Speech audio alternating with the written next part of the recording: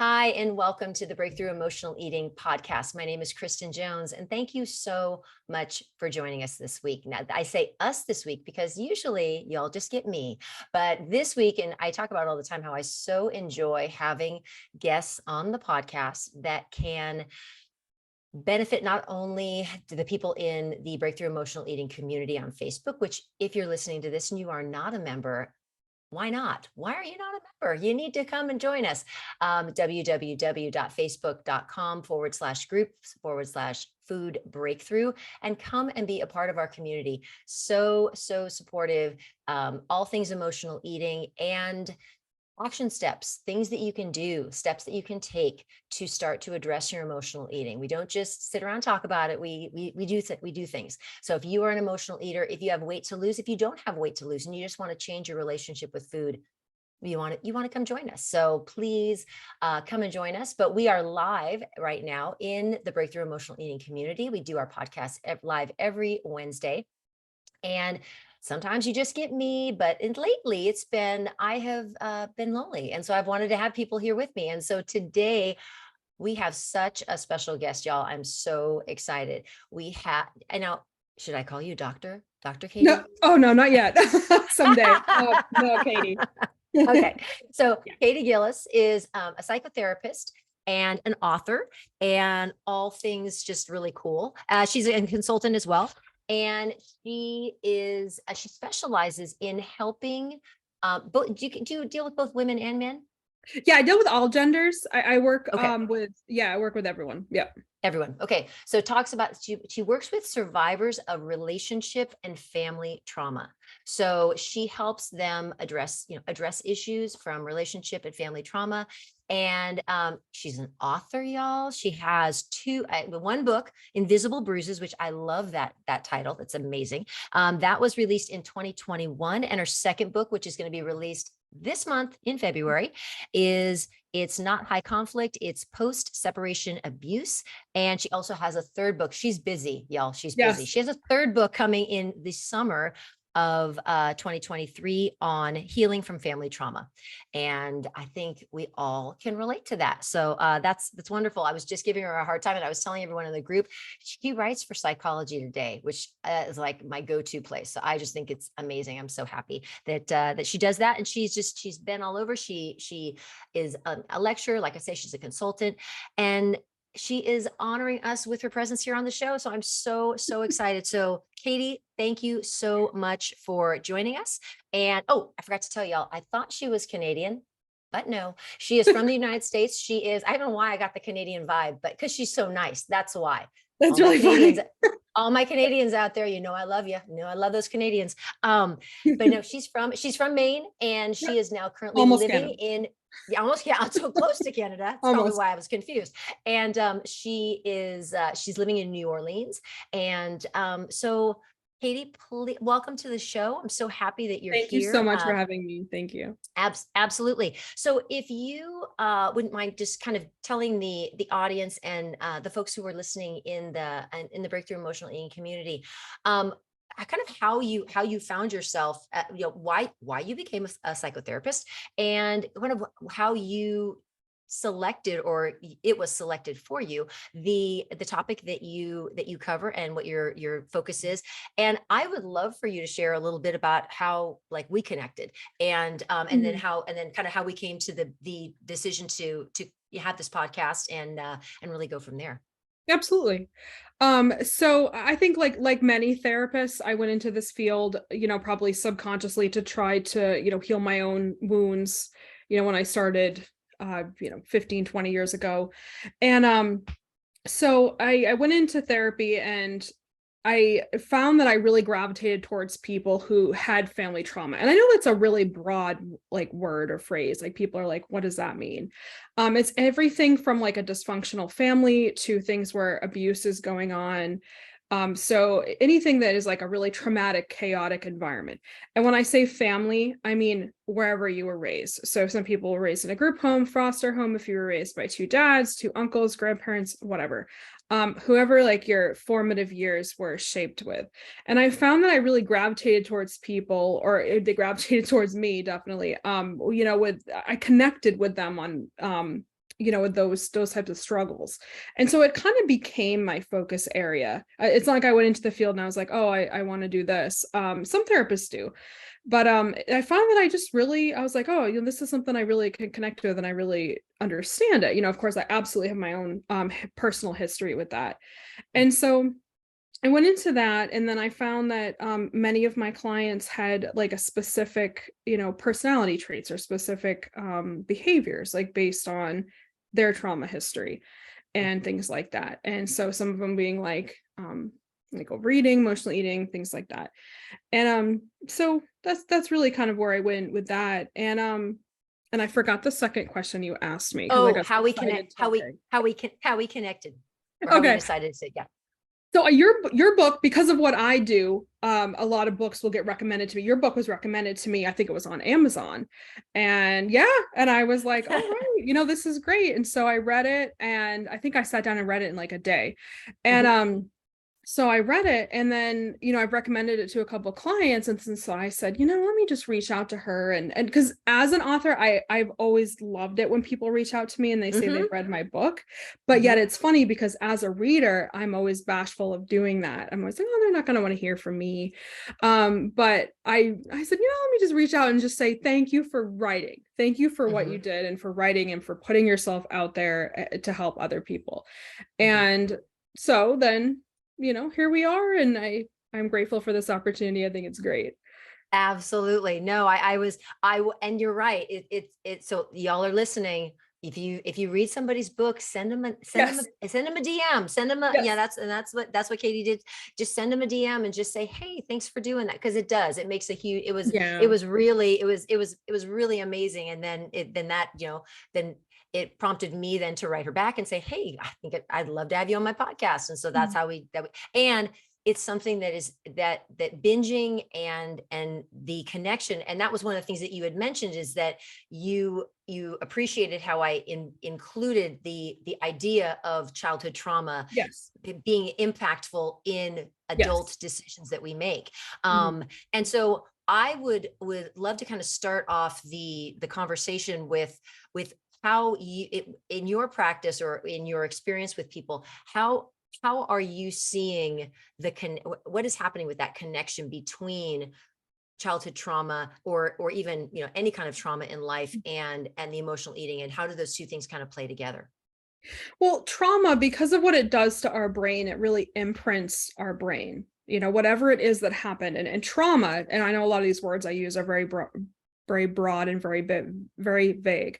But trauma, I mean, it could be anything that you consider, scary, that your brain has coded as being traumatic. It's not like there's, you have to meet 7 of the 9 criteria or whatever. It's whatever it is that you consider. For a lot of people, it's abuse or dysfunction, chaotic environments, people who've had to, up and leave their homes, like things like that. So it's not always abuse or things like that. So I find that what ends up happening is people who have that trauma, they have a lot of times things like emptiness. They have a lot of times things like a need to self-soothe.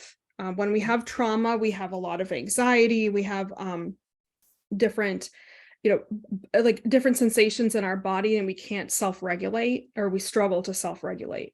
And so eating, because it's something that's so available for many of us, of course, there are many of us that is not, but because it's something that's available for people, no matter the age. And what I mean by that is not like alcohol, where you have to be 21 in the United States, or things like that. Food is going to be the thing that it's there. So children, when they're learning to self-regulate, I find that children will, let me grab the chips or the Skittles, because maybe mom and dad or grandpa and Grammy are upset, and they're creating a really toxic and really chaotic environment, and the kid doesn't know how to self-soothe. And so, but they don't have the knowledge that we have of adults saying, this is situational, this is not my fault, let me compartmentalize this. Children only know my heart is racing and my breath is getting shallow and I feel uncomfortable in my body and I don't know what to do. So I find that a lot of kids will then say, okay, well, let me get the chips. Or it tends to be crunchy stuff, but not always. I mean, people of Mm-hmm. course can binge on emotionally eat on anything, but it tends to be stuff that's crunchy because chewing is very regulating. And I find that with, especially with young people, they're learning to regulate, they're trying to learn to regulate, and they're trying to self-regulate. And so the chewing is very, very calming. It's like soothing. It's because it's rhythmic. And Yeah. so it's like and then the feeling of fullness. When we grow up with trauma, we a lot of times, especially depending on the trauma, it manifests as emptiness. Maybe it manifests as loneliness, despair, feeling left out. And that's, think of your body like being empty. Like when I work with kids, I talk about like your body is empty. There's a hole in your body. So the food, you're filling that hole. Now, as adults, we know, okay, we're not filling the emptiness with the food. We know that logically. Children, they don't understand that it's loneliness. They just know, I feel empty. That must be hunger. And so a lot of times I'll see them kind of develop that coping skill from that. Yeah. That as you were talking, as you were talking about just the soothing, Mm-hmm. that was totally me. That was Oh yeah, me totally me too. Oh yeah. because I grew up in an environment that there was a lot of there were a lot of eggshells to walk on, Yes. and I always felt responsible Yes. for because I always was getting in trouble, and Mm-hmm. so I just was thinking about this the other day. There was a time I went away with I was probably in fourth grade. I went away with a friend, and I came back, and my dad had found a bag of Doritos that I had hidden under my bed, which falls right into Mm. line, crunchy Yep. and, high flavor. And I Yep. remember being in trouble, being so embarrassed and so Mm-hmm. ashamed that they had found it. And I don't even know if I was actually even aware of why I was doing it, but I knew that Mm-hmm. like that was how I was gonna that was how I was gonna calm down. You knew that it made you Absolutely. feel better. Absolutely. I mean, Yeah. 100%. And that was just from a very, very early age. So I take an opportunity for those people who are in the group. If what Kaytee was just talking about, if that resonated with you and you feel like, oh my gosh, like she was talking about my childhood, and that was something that you can kind of relate to, I'm just going to ask you to put one word in the comments. I'm just going to ask you to put the word crunchy in the comments. Okay. Put the word crunchy in the comments, and I will know we will know that kind of resonated with you. That whole idea of one, not only the self-soothing, but the crunching that is Yeah. so interesting. That Mm-hmm. self-regulating, I'd never thought about that, but Mm-hmm. it is because you have and I still find myself that way as well. I Yep. still find Chewing chips is and very mhm, rhythmic, as like people who struggle with self-regulating, and there's a lot of people who are like neurodiverse and they struggle with self-regulating. It's not always linked to trauma, but you'll see that they do things that are regulating. Sometimes it's mhm, rocking. Chewing can be different. I mean, I'm sorry, chewing can be similar. It's mhm, rhythmic, it's crunching, and we are genetically predisposed to want to chew, because think of, like, I mean, our ancestors needed to eat to survive. We mhm, all need mhm. to survive, but I mean, our ancestors really needed that drive to go out, Right, find the mammoth, a 3-day journey. They right. didn't go down to the store, and they really needed that drive, and so they needed to go and like find the food. And so it is, we're predisposed to want to chew and to eat. Mhm. Now, Mhm. can you just give brief little um a brief little definition of a couple of things? Yeah. One, regulating. So Okay. to regulate your behavior. Mm-hmm. So, okay, sorry. Thank you for doing that, because sometimes, like, I'm talking in my therapist brain. I got my therapist hat on. So please tell me if I say words and people are going, huh? So regulating. So regulating is like something, and maybe an easier word for that would be like calming, self-soothing. Mm, okay. When I say regulating, like, when your anxiety is up, or maybe you feel restless and you're sitting on the couch and you're just like, hands are bring in your hands and you just don't feel comfortable in your own skin. Mhm. Sometimes that happens before people binge. Sometimes it just is kind of like ongoing throughout their day and their week. And so by regulating, I mean, think of like, think of a water think of water in the ocean just flatlining like this instead, Mm-hmm. just kind of calming the waters. And Okay. sometimes things that can make you feel race for some people, it's walking or exercise or doing anything that's rhythmic. Okay. Okay. So I personally would love, because I think there are certain words that kind of get thrown out that like it's Yes. like everybody just assumes that like, oh well, Yeah. it's this. Mhm. So what is the actual definition of a binge? What is when you have binged, what does that actually look like from a clinical standpoint? Okay. So from a clinical standpoint, it's when you eat an increased amount of food more than, and I'm using hand quotes for people who can't see me, than more than what would be like normal. And I say it like that because Hmm. I mean, what's normal for one person isn't normal for Right. another, but we're, you Hmm. know, so an increased amount of food that what would be considered normal. And then there's also a set of criteria that one has to meet in order to meet the diagnosis. And I tell Hmm. people, I give a disclaimer, don't worry about the diagnosis. The diagnosis is for Right. me and your insurance company to worry about. If you feel like you struggle with emotional eating or binge eating, that is a criteria enough for me. I'm not going to sit there and be like, well, you only checked off 5 of the 7. But Right. things like feeling unable to stop, feeling powerless, and then the word shame is usually in there. Hmm. Feeling shame after you've eaten. So sometimes people eat a lot. Like maybe they go to a party and they eat a lot more than they would have ever months before, but they don't feel the shame. They're just like, oh, it was my birthday and I had, extra few pieces of whatever. Right. That wouldn't necessarily be considered a binge because it isn't followed by like that shame and then the, oh no, now I have to restrict to kind of like make up Hmm. for it. Hmm. Okay. Okay. So it can be an individual can determine, because based upon what they previously have done, what their previous level of food is Mhm. essentially that's normal to them, a binge could be something to another person. It's like, well, that's just a regular meal for me. And to somebody else, it's like, oh no, that's way more food than I would ordinarily eat. Yeah, I usually when I'm working with really when I'm talking to anyone, I tell people don't worry about the diagnostic criteria because Hmm. those criteria is like a bunch of people, usually men, and I'm sorry, but it's true. It's people and they're usually white and it's very like Eurocentric of like Hmm. what is considered normal in our culture of eating. Now that's very Hmm. vague. Right. So I tell people if you feel shame after you've eaten XYZ, that's the more important to me Yeah. than if you check off more boxes. But yes, Hmm. but usually it's not like it has to be a set amount of calories per se. It's not Perfect. like it has to be between a certain amount of calories. It's considered, I can't remember the exact word, but I want to say it's more than normal, like I'm using air quotes. I want to say like more Hmm. than a normal person or like would eat in the same amount of time. So it's Hmm. an increased amount of food eaten in a shorter amount of time, if that makes Okay. sense.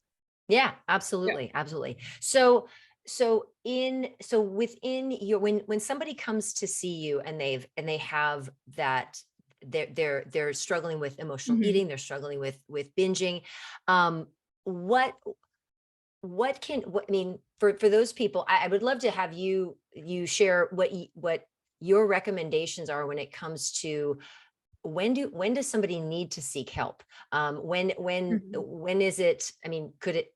I'm just going to let you take that. When does somebody need to seek help, and then what does it need to look like?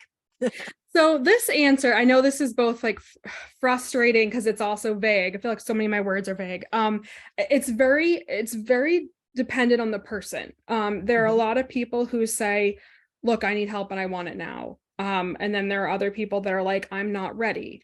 And what we know as clinicians is that people have to be in a certain stage of change. They have to be in a stage where they're ready to change, Hmm. and some people aren't. I have a lot of clients who lived for a long time in a very high conflict environment. Maybe they've immigrated from other countries where there's a lot of political turmoil and chaos going on, and their binging is what got them through it.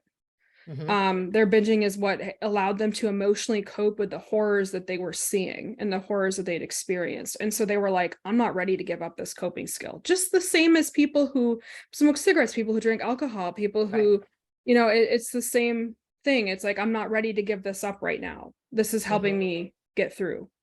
And so I tell people like don't, necessarily worry about that as much as like, what it is that comes up for you in the feeling. Mhm. And what would you, we just had a comment in the comments in the group. What would you say to somebody who's talking about like almost being afraid to start eating because they're Yes. afraid they can't stop? Yes. So a lot of times when I first start working with clients, and I like to tell people that this is usually, we this is done like over many, many sessions. So it's not Sure. like I could give you, and you all, I wish that there was like a magic button, a magic pill, a magic phrase that would make it stop. I do personally, I wish too, because I think it would make it a lot easier. So it's like, there is no, like magic thing to say. But first thing I want you to do is to validate that. And I want you to think about that part of you. Like if you think of us as humans as having different parts that make up who we are. And each part of us serves a purpose. So even the part of you that, talk back to your spouse or snap at your spouse, or the part of you that raged at the road rage, the person who cut you off, like each part of you is serving a purpose, whether it's to protect you, whether it's to decrease stress, things like that. So look at it from a point of curiosity. And there is no magic word. This is definitely something that would be worked on, therapist and clinician or coach and client for a long time. Not a long time, but I mean for more than just a podcast length of time. Because I want you to validate that. I want you to say, yes, there is a part of me that is scared to start eating because I'm afraid that I'm going to go way over the hump and stop, way later than I wanted to. And so sometimes it's easier to just, not eat, or to push the eating time back and back, or those types of things. And so I would say first validate it. And then second, I want you to have some curiosity and compassion for that part. Like, instead of being like, because a lot of times what people do is they shame it. They're like, oh, that's horrible. Look what you've done. I can't believe you did it again. Like, you said that wouldn't happen again. And, look at you. This is why you can't do X, Y, Z. This is why you aren't dating anyone. And that when all those start, you've passed the point of being able to have compassion for that part. So instead try, and I know it's hard to make that switch, but try to be like, okay, what is that part of me telling me? Like, is it trying to protect me from the shame? Is it trying to protect me from something? Because it's trying to do something, even if it doesn't make sense. And even if it's only in the short term, that part of you is trying to protect you from something.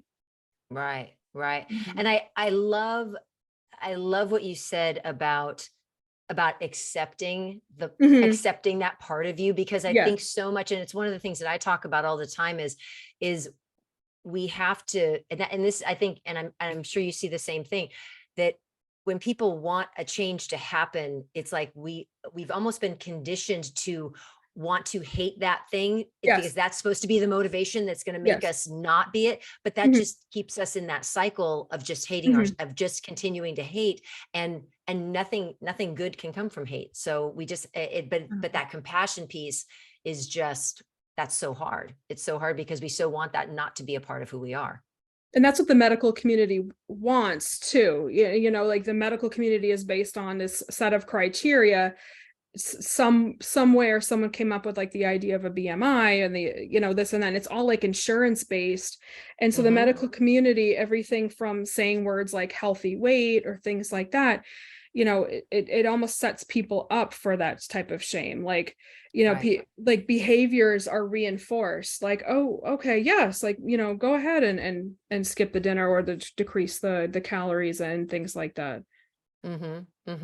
So from your standpoint, I know that there's a lot of talk of people, a lot of people will say, well, it's, if someone's binging, it's because of the type of food, or that it's a craving for a certain type of food, and they're eating something very specific.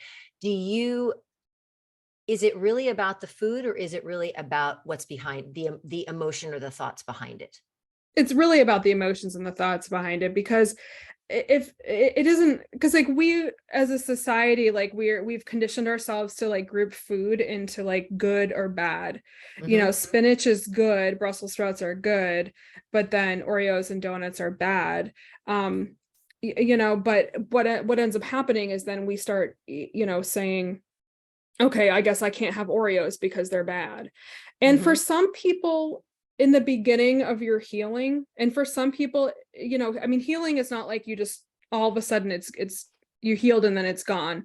But it's definitely, it's ebbs and flows, and it's a journey. But, for some people, they might just say like, hey, I probably can't have X food, in my house, just because I will kind of mindlessly eat more than Y food. If a cookie, some people are more like, some people can have a bag of Doritos and they just have a couple and that's fine. That's not like their go-to food. And for other people, it's ice cream. For other people, it's Oreos. Right. And so some people try to say that, like, okay, I'm gonna just not buy cookies, and sometimes, that's something that we kind of work on, of like exploring, and being curious, like, why is it the cookies? What is it about it? And sometimes it's just, that they taste good, and it like, the cortisol, all the hormones and everything, the cortisol is going down. That stress hormone is going down when we eat the cookies or things like that. Okay. And so when it comes to your kind of from the therapeutic side, the standpoint, when you're seeing somebody, you're addressing, all of these things will come up throughout the course of your treatment and their visits with you. And it's not a one and done. So y'all, let's just make sure we're clear on that. So I'm sorry, y'all. I know. I wish. She'd love to have her little magic anti-binge wand. But if somebody is looking to, or feeling like, God, I think I really want to talk to somebody about this, what do they need to look for? Because I know for me, when I was kind of looking for help with this, I just went to a general therapist. And as much as I learned a lot about myself, I did not feel that my food issues were directly addressed, just because I don't think it was through any fault of theirs, other than I don't think any of them were emotional. I just don't think they understood. I just don't think they understood it. Absolutely. So what would somebody look for, if they were looking for someone to see? What would they need to be looking for when it comes to that, to get the help that they need? That's an excellent question. Absolutely. So therapists, like, as much as we sometimes like to try to be, we're not the all-knowing. And we cannot know everything about every type of thing that brings people into therapy. So what I tell people to do is to look for a therapist who, in this day and age, most people have websites. And so if you go to their website, or if they have a group practice or something like that, ideally they would have some type of thing listed showing their specialties. Look for a therapist who specializes in, and look for the keywords like emotional eating, binge eating disorder. Another thing I want you all to look for are, it's HAES. It's health at every size. HAES. Oh yeah. And that is everything from therapists to, if you go to like a gynecologist, PCP, neurologist, look for people who, practice health at every size. And what that means is they're not going to engage in as much engage in like that weight shaming. Like when you go to the doctor for a hangnail and they're saying, if you just lost weight, you wouldn't have a broken finger. And it's like, nothing to do with why I'm here. Right. And there is a stigma around weight and any type of unhealthy relationship with food. We have a stereotype in our society that thin people are going to not engage in things like binging, or that heavier people aren't going to be engaging in things like restricting. And it's not right. And so look for a therapist who really understands that it's not about those stereotypes. Therapists who are not trained in food relationships or eating disorders and things like that can unknowingly set you back if you have any kind of trauma history. So I always tell people, look for a therapist who specializes. I mean, I specialize in working with family trauma, and because of that, I have like almost a subset of understanding of emotional eating and binge eating disorder, just because I see the link. Now I've had clients who've called me and said, oh, I'm really engaging in like a lot of XYZ behavior. And I've said to them, look, I really do not specialize in that. Let me give you a few names. So look for a therapist who's really open about what it is that they know and what it is that they don't know, and who they can look for, and things like that. I think I actually wrote a blog on that, on like how to find a trauma-informed therapist. So someone who understands trauma and how that relates to eating behaviors. Yeah. For those type of words. Perfect. That is awesome. We have some questions here, and I wanted to address some of them if I can. My eyesight is horrible today. Okay. So, we have a question just about, somebody was asking a question about they would eat to be undesirable to men. Yes. They've kind of gotten, they've addressed that issue. They feel like they are now kind of open to dating. And so they feel like that's not the issue, but they still can't stop overeating, and they still feel like they're still kind of going in that binge cycle. And so what would be, it feels like she's kind of like, okay, well, I've gotten past this one thing, but why can't this other piece be taken care of? So I there's a few elements to that. And so I'm going to kind of be kind of broad purposefully. So what happens is, if something happens that's traumatic to us when we're a child, like I said before, children cannot compartmentalize. And I'm not saying that adults wouldn't be traumatized too, but children really internalize everything. And anyone who's worked with children, that everything is about them. And that's age appropriate. That's their development. And so if something happens to them, that's their fault. And so if a child is abused, whether sexually, emotionally, physically, all of the things, a child is then saying, okay, that's my fault. I'm defective. I did something to cause this. Mom comes home drunk and, throws things. That's my fault. I didn't clean the house up. Even stuff that an adult might be like, I don't see the connection, but children, that's how their mind works. And so I did read that comment where the person said, that they ate to make themselves undesirable. That is something that I've heard many people say, and there's many different like schools of thought of that. I think that a lot of it has to do with, your trauma history. And sometimes it's almost like you're re-punishing yourself. And I'm not saying you, meaning you who asked the question. I mean, many people have that experience, and sometimes that is what I find, that it's almost like you're reenacting the trauma and punishing yourself for what you feel like you did to cause it. It's almost like a punishing behavior. For other people, it might have nothing to do with that, and it might just be like, I had a dysregulated nervous system since childhood, and this is how I regulate, and I'm trying to self-soothe, because who doesn't want to be soothed? Who doesn't want to feel good when they're dysregulated, when they're anxious, when they're stressed, when things like that? So some of that has to do with it too. I hope that answers it. I know I kind of go off in different directions. No. And I think, and the thing I think we keep coming back to, and I hope everybody is kind of connecting with this, because I did a podcast on this a few weeks ago, it's that whole issue of shame.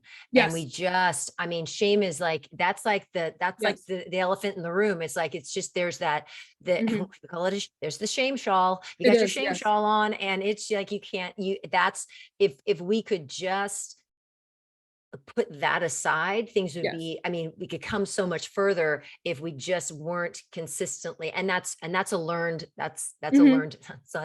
behavior. Oh, absolutely. And a learned cycle. Yeah. And it is a cycle. Yeah. Another really good question: is the only way to recover from binge eating to be in therapy? So I love that question. Thank you for asking that. So it's funny because I say, thank you for asking it, and then I'm about to like, not really answer.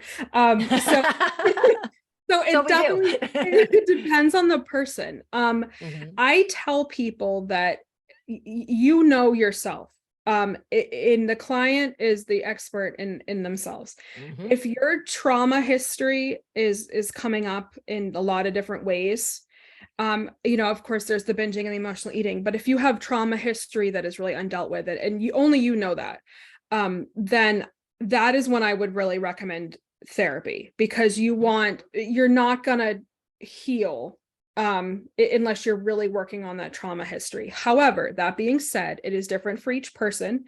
Many people find a lot of strength and therapeutic value in lots of other ways that they get support. And I also do want to tell people that sometimes, people will say, well, I must have trauma then, but I can't remember anything. And I do want to tell you, like, don't try to assume that you've had trauma. Just if you feel like you emotionally eat, or if you feel like you have binge eating disorder, don't try to like remember trauma, because what you can do is you can almost like kind of convince yourself that there must have been something, and it can kind of steer you down the wrong path. So you don't necessarily need therapy. However, it can help with a lot of the stuff that might be keeping your healing from happening and keeping your recovery from happening. Yeah. And one of the things I had talked about this on a coaching call in the membership. I just I have to do an annual exam for my recertification for Mhm. my life coaching. And we did a lot of trauma informed, we did a whole section Oh, on trauma good. informed coaching. Yeah. And one of the things that they were very, very specific about was, we talked about just what trauma Yes. is. Yeah. And trauma can be something as simple as your parents getting a divorce. I mean, that Yeah. can be trauma, Depending on how it's for handled. Yeah. yeah, for how it's handled Mhm. and what it looks like. And they were just, it was Mhm. emotional neglect, physical Mhm. neglect. I mean, Yes. I think there were 9 different categories. So Mhm. I know for me, I'm going to be honest and say that when I think of childhood trauma, I immediately think of either physical or sexual abuse. Those are the 2 Uh, areas that I automatically yeah. go to. And I was so glad that they went into detail and they really Yes. explained, because I was like, oh, okay, this makes a lot of sense. But one of the things they also talked about, and I think that this is something that Kaytee and I talked about this morning actually, was the idea that if you have not processed if you have not processed trauma, and I'm going to say especially physical or sexual Yes. abuse, if you have not processed that trauma, that needs to be done with a therapist. Like, that is Mhm. absolutely in the wheelhouse of a therapist who's going to take you through and is going to process that with you. If you haven't been seen for something like that, that is, Mhm. and and you feel that it is impacting your life and what's happening with you right now. That is a therapist that's what they go to school for. That's what they're there for. Yeah. And that would not be my Mhm. area of expertise or my lane to be in. But it's really, and Kaytee and I were talking about that this morning, in regards to just that there's absolutely a place for, for coaching. There's a place for therapy. Not Yes. everybody needs therapy. Not everybody needs coaching. I mean, it definitely can apply to lots of different people. And Yes. there's not just this cookie cutter, like, okay, you do this and you fall into this category. Yeah. But that's where you really need to kind of examine what you're going through, and where you feel like you need support.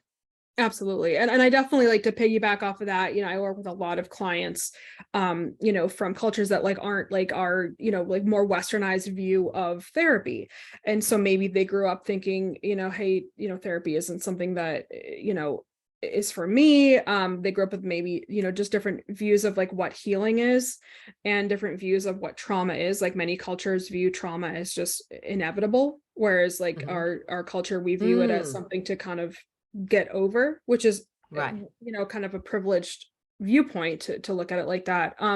But I also, to piggyback on what you were saying, like childhood trauma encompasses like so much of like in the family, but also in our community. Like look at, you can't even turn on the TV right now without seeing like community violence, like, you know Mhm.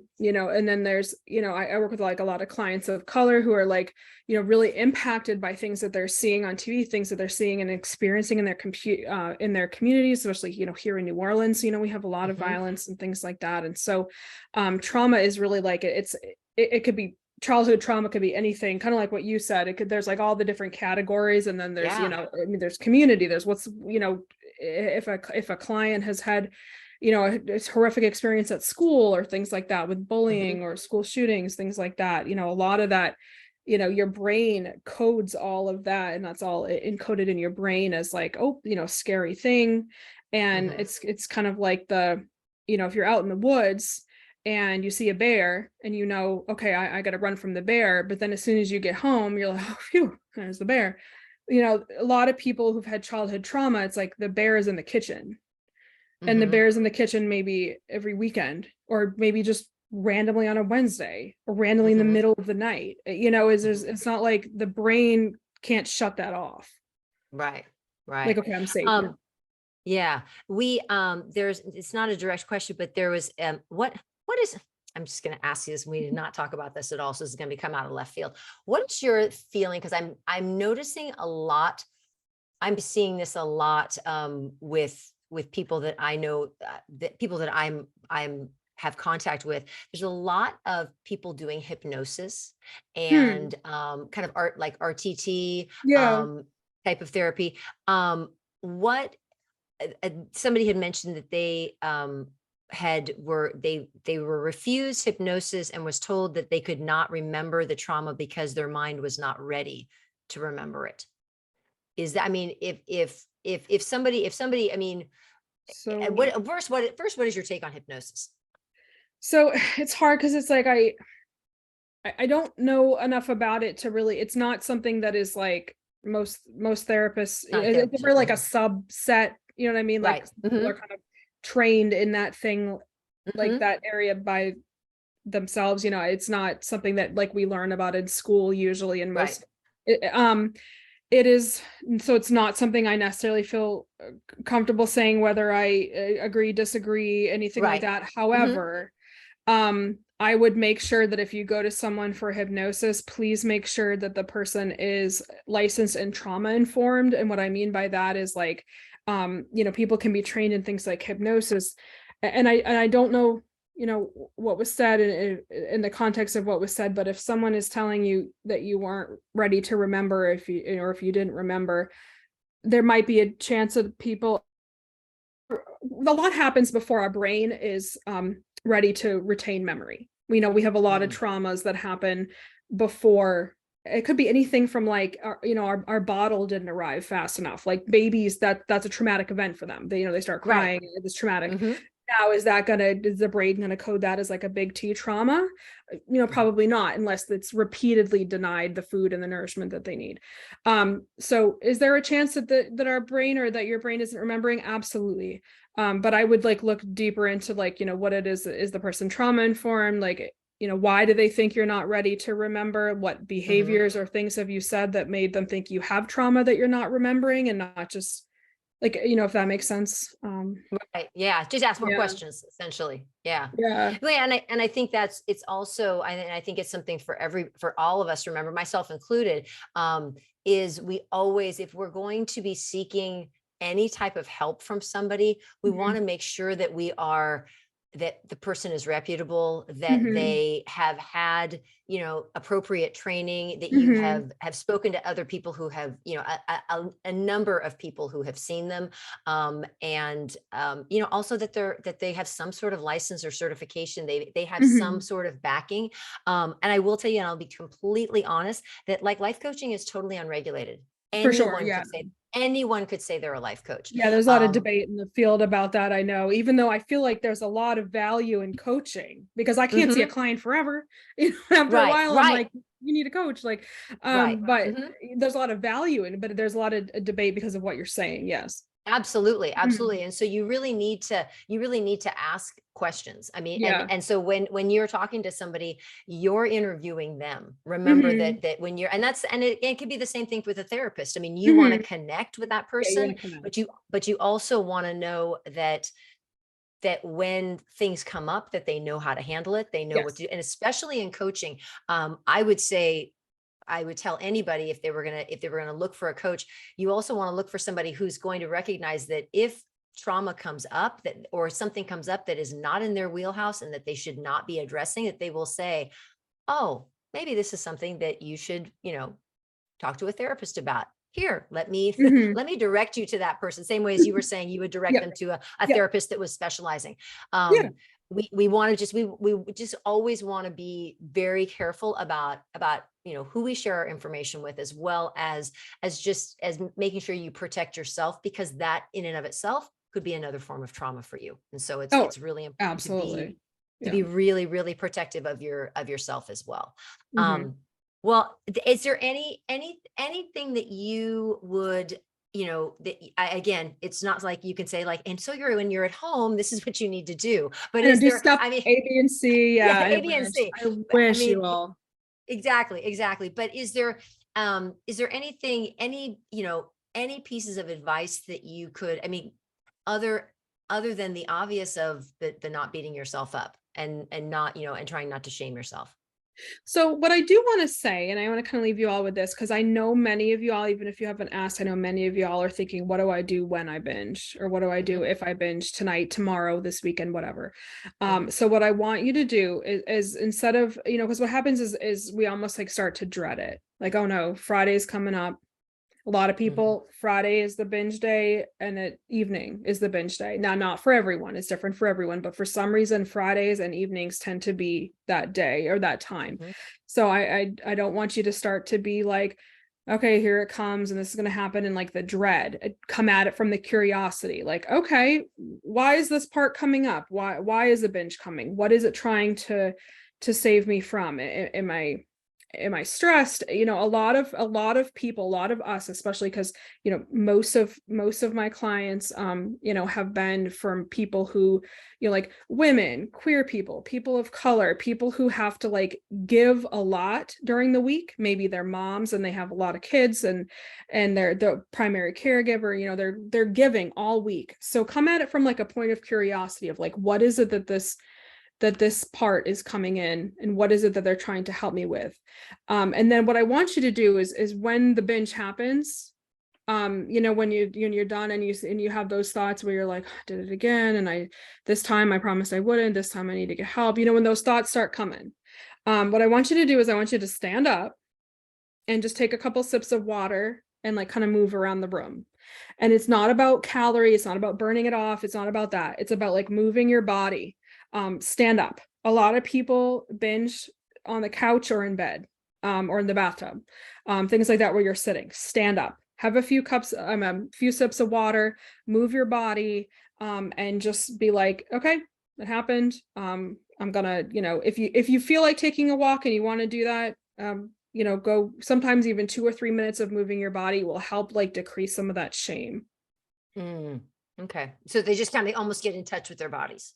Just get in touch. Yeah, just get in touch with it. Just get in touch with like, have some water, move around. And it's not about, it's just kind of helping with, the decreasing the shame. Hmm. My body, I'm going to take care of my body, because it sends the message that I'm going to continue to take care of my body instead of that shame coming in. And then what happens when the shame comes in, it's like we almost punish our bodies. Well, now I'm going to restrict you. Now you're not going to be able to have Yeah. breakfast, and now you're not going to have this. So no, no, no. Hmm. It almost treat it like the little child within you. What Hmm. are they? Some water, some comfort, a soft blanket. Right. Yeah. Okay. And is there, because we just got a question, is there anything that anyone can do beforehand, before when they feel it coming on? So this one, it's This really is hard. it's a hard one. It's case by case, because the thing is like, if one person, um, what ends up happening is like you almost shame yourself by trying to think of what to do to prevent it. Yeah. Because then it's like, then you'll say, okay, if you put off meals for X amount of time, or if you try to distract yourself, then what ends up happening is then the binge is sometimes bigger than it would have Mm. been before, versus like just embracing and having like, okay, this part of me that's here for a reason, and it's making me feel better, even if just for a little while, even if in the long term this isn't making me feel better, this part of me is right now here for this reason. And Hmm. so now it's different for each person, and so it's so hard in things like this to like give advice that Right. applies to people, because I never want someone to feel like they're going to do something that's going to cause them more shame or damage or anything like that. So that's Absolutely. one tip No. that works for some clients, but usually it's like an individualized plan. Right. Right. Exactly. Exactly. Yeah. Something that has to be worked out through, Mhm. through a process. Again, no one and done's. Yeah. Yeah. Yeah. All right. So is there, if anybody who's listening, whether they're here in the group, if there's somebody who listens to the podcast, somebody wants to get in contact with you, how do they find Kaytee? So I would like people to just go to my website, and usually everything is there. I have everything from my book, my email, everything is there. You can read a lot of my articles in Psychology Today and stuff like that are all on my website. So it's kind of like one-stop shopping. My name is spelled weird. Thanks, Mom. So so like I guess if I could type it out to you, or if you want to type it, it's my full legal name. Is there a It's chat? Is there? Yeah, there is a chat. Actually, Kathy, if you can be on the ready for this, and you can also spell it out because Kathy's an Okay, so I'm gonna amazing. put it in, then I'm gonna spell it out because it always gets people. Okay, Okay. www dot, and my name is Kaytee Gillis. So Oh, KaytLYNGILLISLCSW. So Kaytee Gillis, licensed clinical social worker. Another thing you can do is just Google Kaytee Gillis, and it should be like the first or second thing that pops up. and Katie is Kaytee, Yes, which which I is love. usually easier to pronounce than Kaytee. That's good. Oh yeah, she did as a former teacher who would read names off of the roll list, and I'd be like, I'm sorry, I'm going to butcher this one. Yeah. Oh, she looked it up and she got your website up on the in the comments. Oh, Yay. cool. Thank you. I knew you'd come through, Kathy. Thank you. And I'll put it in the show notes as well. So yeah, if you want to learn anything more about Kaytee and you want to connect with her, do you see people on Zoom? I do. However, people have to be in Louisiana because the way that my licensing works is Mm, that it has to be in Louisiana. And I do some relationship trauma coaching. So for people who have had, traumatic families or traumatic relationships, and that is impacting their life, I do some of that coaching as well. But anything therapy, stuff like that is usually you have to be in Louisiana, excuse me. got But it. I do offer a lot of, I have a lot of articles and things like that that I post on my website and stuff that for trauma survivors and people, I offer a lot of 5 steps for this, 3 steps for that to give people Cool. support in that area. All right. So y'all get on there and blow up her website, and let's get those articles and be reading them. Well, Kaytee, thank you so much. I can't tell you how I feel like you just gave so much really valuable information, and really it makes me feel really, I'm so happy that again, the basis really is about looking Mhm. inside and looking, Yeah. and how you're feeling about yourself, and the shame piece, and really letting Mhm. that go, and really taking those steps to really, kind of really understand yourself a Oh lot yeah. better. And Absolutely. I think I think that's something that we all continually need to be doing that, whether it's, whether binging is an issue Yes. or something else. It's like, self-exploration is just so important, and we all, we never stop learning, we never stop growing. So yeah, Absolutely. thank you so much for that excellent example of that. And y'all go buy her book. We got Invisible Bruises, and then we have let me get it right. It's not high conflict, it's post-separation abuse. And that's coming Yes. out this month. When will that be released? So it's actually supposed to be released hopefully next week. We're kind of in the final stages of what cover do we want to have, that kind of thing. Exciting. Everything Oh, is at the end. yeah. So yes. And they'll Yes. be available on Amazon, It will be available on Amazon. Yes. and they can find Invisible Bruises on Amazon as well. Yep, Invisible Bruises. There's a link on my website, but I tell people it just go on Amazon. It's easier. Invisible Bruises. There's another book by that name it's kind of a similar story, but Invisible Bruises with my name, with Yeah. Kaytee Gillis, and it's about domestic violence. Excellent. All right. Well, wonderful. And hold on, stay on Zoom for a minute. All right, Thank you. everyone. Thank you so much for Thank joining you, us, everyone. and And Kaytee, thank you for being here. And y'all have a great week. And we will see you all next week on the podcast, same time, same place. So thank you so much and have a wonderful, wonderful week. All right. Take Thank care, you. y'all. Bye.